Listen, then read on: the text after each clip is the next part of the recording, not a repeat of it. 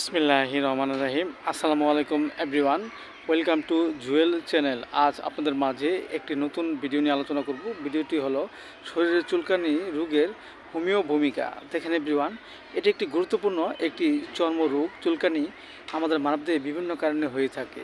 দেখা যাচ্ছে যে অনেক সময় আমাদের মাঝে যদি রক্তে কোনো ত্রুটি থাকে, কিংবা আমরা যদি প্রচুর পরিমাণে চিংড়ি মাছ, পুঁটি মাছ, রুই মাছ ইত্যাদি ইত্যাদি খাবার খাই, এর ফলে অনেক সময় আমাদের মাঝে এই চুলকানি রোগটি হতে পারে।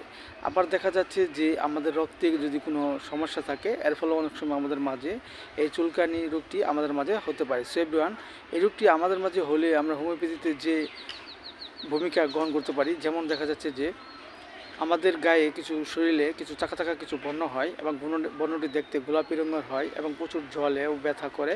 এসব লক্ষণে আমরা যে ওষুধটি খেতে পারি সেটা হলো অ্যাপেসমেলো 30। আমরা 2 ফুটা করে সকাল বিকাল 2 বার সেবন করতে পারি। আবার দেখা যাচ্ছে যে আমাদের মাঝে পূর্বে চুলকানি হয়েছে কিন্তু বর্তমানে নেই, কিন্তু কিছুদিন পর আমাদের শরীরে চুলকানি রোগটি আবার দেখা দিয়েছে এবং প্রচুর চুলকায়। এসব লক্ষণে আমরা যে ওষুধটি খেতে পারি সেটা হলো হাইড্রোস্টিস 30। আমরা 2 ফুটা করে সকাল বিকাল 2 বার সেবন করতে পারি। পাশাপাশি আমরা একটি বায়োকেমিক বড়ি যেমন ফেরাম্পস 6-এর 4টি উপর চিবিয়ে আমরা হালকা গরম পানি সহ সকাল বিকাল 2 বার সেবন করতে পারি।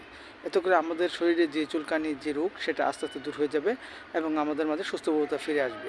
পাশাপাশি আমরা কিছু নিয়ম মেনে চলবো, যেমন দেখা যাচ্ছে চুলকানি জাতীয় খাবার, চিংড়ি মাছ, পুঁটি মাছ, গরু গোশত ইত্যাদি খাবার আমরা পরিহার করব। এতে করে আমাদের মাঝে আস্তে আস্তে চুলকানি রোগটি দূর হয়ে যাবে এবং আমাদের মাঝে সুস্থবোধতা ফিরে আসবে। সো এভরিওয়ান, ভিডিওটি ভালো লাগলে অবশ্যই আপনারা লাইক দিবেন, সাবস্ক্রাইব করবেন। সবাই ভালো থাকেন। Thank you so much.